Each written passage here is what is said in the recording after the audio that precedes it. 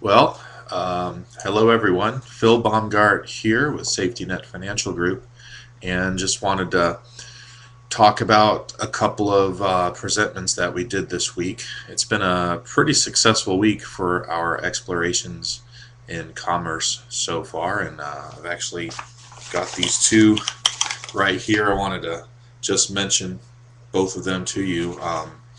What you see on the top here are documents called Notary Certificate of Service. And basically, what that is a notary actually either witnessed me sending these things in the mail or in faxing the documents, or the notary actually did it himself. And in the case where we actually walked into City Financial, office of City Financial today, and presented the office, he actually was there with me and observed me presenting and discussing the contract with the manager of City Financial there. So that's what a certificate of service is all about, and it creates a federal witness that an event took place or that certain documents were submitted in a certain way on a certain date.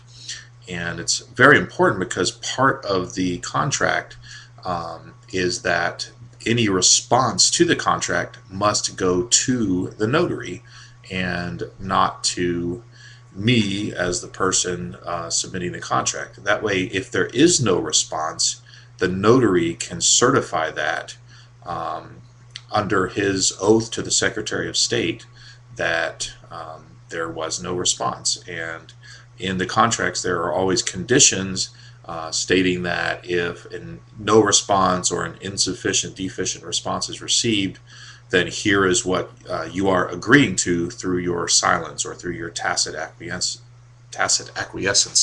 as they say. Um, so that is what we did. This presentment here, you can see we've got a person's name written over there. I'm going to get better at this webcam thing, but um, you can see that there. We actually sent, this is the one where we actually walked right into City Financial. This has to do with a home that we are interested in renovating. The homeowners are in a very distressed situation where the owner of the property is somewhat elderly and quite ill, actually practically bedridden, and they moved out of the house some time ago because it's not really fit for living and has a lot of repairs that are needed. And we're just looking at options to get the property off their necks, so to speak, because they don't want to pay a mortgage every month on a property they can't use anymore. And unfortunately, they owed a little over $100,000 on a property that we really wouldn't want to purchase for renovation for any more than about $70,000 or so. And they've got two mortgages, and one of them is a fairly large second mortgage held by City Financial. So back in early December, we submitted an offer to City Financial to purchase that second mortgage at a discount and actually purchase the promissory note itself to try to get the most money to our clients. We're doing a joint venture with the homeowners where we don't have to actually buy the property out completely first, and that will require a lot less capital invested into the deal. And so what we do want to do is just buy the promissory note and control the promissory note at about a 80% discount or so. So we were offering $12,500 for this promissory note, and they said they declined the offer and said that they don't really know how to do it that way, and recommended we go down the short sale route, which is pretty, very uncertain, takes a lot of time, puts additional damage to the credit report of our clients. So instead of just going that way, I created this offer now to purchase the promissory note, and it stipulates that it creates some stipulated facts to stand on that the mortgage company would get significantly more from us going this route, that the lady is elderly, will never be able to use the house again, is on a fixed income and very, very limited financially, to where there's really no chance of her ever paying this mortgage again. That if the house went to foreclosure, City Financial in the second position would more than likely be completely wiped out in a foreclosure sale. A short sale would probably result in somewhere around $2,000 or $3,000 worth of proceeds instead of $12,000. And several other things are in there. And then after the stipulated facts, I give a 10-day response window and state that if they do not respond within 10 days or they decline the offer, we are then going to submit my favorite real estate closing procedures, truth in lending, and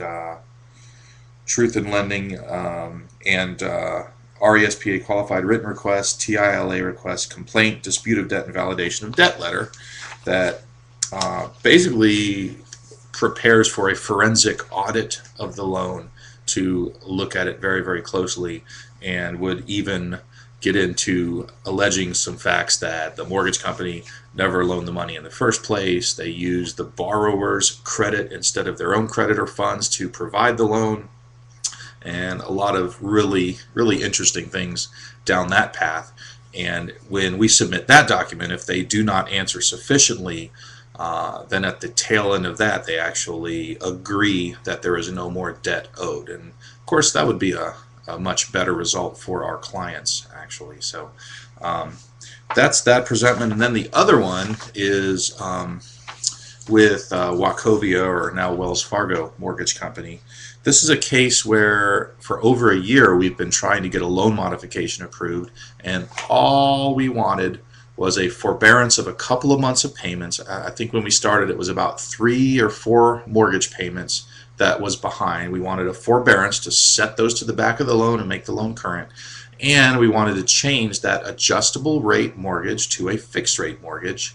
And this was all to facilitate a assignment of mortgage payments deal where we had sellers that had no more interest in the home and were leaving the area, were upside down in it because of a lot of updates and things that were needed. But overall, it was still a nice enough property that we found a buyer that's very interested in living there. So the buyer actually moved in back in June, and we disclosed fully that all of this was still up in the air. But in June, it appeared like the loan modification was going to be approved, but then things started happening, like they didn't like the utility bill they saw and didn't think it gave sufficient proof that there was a utility account, so they wanted a different one, and then some other things. And every time it crossed over a 3-month window from the start of the loan modification, we had to start all over again. My favorite one was back in, I think, late October, early November. They stopped the process over a $113 line item on the 2010 tax returns of the seller, and were asking questions, and the sellers didn't even know what that was about. And by the time the accountant was tracked down, and we took our best guess, again it fell off the loan modification window. We had to start all over. Well, finally, after about 10 or 11 months of working on the loan modification, in December, the loan modification was declined for excessive forbearance. And I can take a pretty educated guess what excessive forbearance means, but the loan modification counselor said that we would be receiving a document defining exactly what that term meant and describing what other alternatives there may be to try to get another loan modification started. And I conditionally accepted that the loan modification was declined upon proof of claim that had the loan modification been approved 9 months or 10 months previous to that, when we first asked for just a couple of months forbearance and to change a fixed rate to change a variable rate to a fixed rate, proof of claim that the excessive forbearance condition would have existed at that time. That statement had never been responded to. And then so from about mid December all the way through the end of January, I'm waiting for this letter to show up, which never came. And ultimately, I finally got.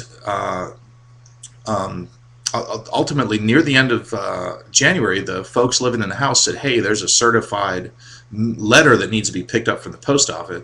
So I found out that that was actually a foreclosure notice sent on like January the 14th for a February 8th foreclosure, which was Wednesday of this week. And so I started calling in and saying, "Hey, we never got this letter. Why is there a foreclosure notice? We've not had sufficient due process and opportunity to respond or try something else, or whatever. We just haven't had time." And so the one lady said she would start another loan modification process. That was, I think, January 27th. And then on February 1st, when I followed up on that, they said, "Well, since now February 1st is 7 days or less from the foreclosure sale, we do not have any loan modification options to offer you. We're just going to send it to sale." And so I made several additional phone calls over the next few days, exploring other routes. Was there any way to do this, especially considering that as it turned out, the letter was sent to an address that should not have even been associated with the loan anymore, and wasn't making any headway. So I started putting this presentment together, and I started stating on the recorded calls that, well, we conditionally accept your offer. Remember, everything is an offer. We conditionally accept your offer to put this property into a foreclosure auction sale at the county courthouse upon compensation to the homeowners of $825,000. I picked $825,000 because that's approximately 3 times what their loan balance is. And so I started putting that into the call records with several different departments. I think I logged 4 or 5 different departments in that thing. The list of notes on this file is pretty extensive now. And so I kept stating that, and then I built a contract here that basically puts those thoughts into writing, that hey, if I go through several pages of stipulated facts here. So two pages of stipulated facts, which is I just organize it with a whole bunch of whereases there, and went into this page here that outlines our offer. That we conditionally accept the auction of our home number 1, in exchange for agreement of compensation of $825,000 in Federal Reserve notes or other certified funds paid to the homeowners by overnight mail to the residents. Or number 2, upon completion of the attached, again, my favorite little document, the RESPA qualified written request, truth in lending request, complaint, dispute of debt, and validation of debt letter. And this one does include the affidavit that the loan was never actually given. So that's going to be interesting. Again, if they can't answer all of the questions to our satisfaction, then that loan may just have to disappear, and the homeowners would then own the property free and clear. So there's that affidavit in there, and that's actually a signed and notarized affidavit there. So that is condition number 2, that they complete that, of our conditional acceptance of the foreclosure sale. Condition number 1 was that they pay compensation of $825,000 to the homeowners. Condition number 2 is that they complete the qualified written request, and they have 60 days in which to do that, by the way. At the end of 60 days, if the response has been nothing or insufficient, they then agree by this contract to grant and convey specific power of attorney to us to release the lien. Number 3, upon proof of claim that the requested loan modification we've been working on since January of 2011, which was ultimately denied in 2011 for a reason given of excessive forbearance, would still have been denied for the same reason had the modification been granted in March of 2011 when the loan was only a few payments behind and we were mainly only asking for a fixed rate note instead of an adjustable rate note. And number 4, upon proof of claim that we did not request the mailing address for all correspondence related to be sent to the home instead of a other address that was given previously. And again, I'm leaving out just a few details to avoid disclosing anything about